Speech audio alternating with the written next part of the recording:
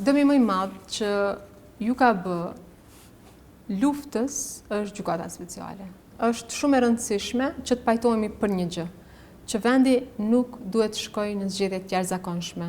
Po këtë po thonë të gjithë, por në anën tjetër. Apo mendojnë një mend ashtu.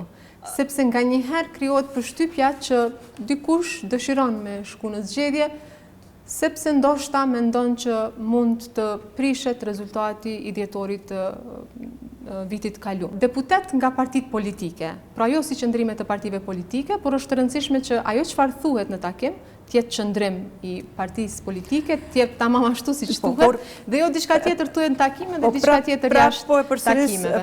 Pra po e përsëris zonja Axhiu se kjo nuk është çështje dëshire, a duam apo nuk duam të shkojmë zgjedhje, nuk është çështje siguria, i kemi të sigurta votat apo jo, por e tëra varet nga marrëveshja politike. E tëra varet nga një vullnet politik, nga palët të cilët janë përgjegjëse në raport me këtë situatë.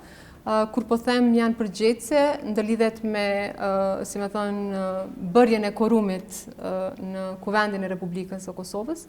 Unë atë ditë më 5 mars e kam udhëhequr seancën për zgjedhjen e presidentit, ne kemi pas 2 kandidatura atë ditë në seancë, si kuvend pra. E kemi pas zotin Konjufca dhe zonjën Fatmire Mulhaxha Kollçaku. Në vazhdimsi ju kam referuar gjykimit gjykatës kushtetuese ku thotë që deputetët e Kuvendit të Kosovës duhet të jenë të pranishëm dhe të votojnë. Pra e përmend 120 deputet minus ata deputet të gjykimi, të cilët kanë marrë leje paraprakisht nga kryetari i Kuvendit.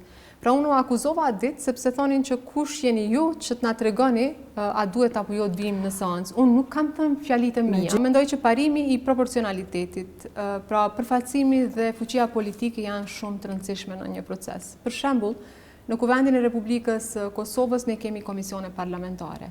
Lëvizja vetëvendosje, grupi parlamentari vetëvendosjes i ka 5 anëtarë në komisionet parlamentare. BDK-ja i ka 2, ndërsa të tjerët e kanë nga 1 anëtar. Pra, ky është proporcionaliteti, përfaqësimi dhe fuqia politike, që del nga rezultati i zgjedhjeve, në këtë rast nga 28 dhjetori i vitit të kaluar. Pra, kemi një subjekt politik si që është vetëvendosje me 51.1% të mbështetjes, në anën tjetër PDK-ja me 22%, LDK-ja e kështu me radhë. Prandaj në këtë rast, mu nduhet që të trajtoj këto dokumente, se cilën prej tyre. Aktgjykimin që e përmenda është i vitit 2019, do me thënë kur ish deputeti Bilal Sherifi kishte kontestuar disa vendimet të presidentit Taqi në atë kohë për çështjen e emërimit të anëtarëve të KQZ-s, dhe aty përmendet pikërisht kjo. Pra, rezultati i zgjedhjeve, fuqia politike, proporcionaliteti e përfaqësimi.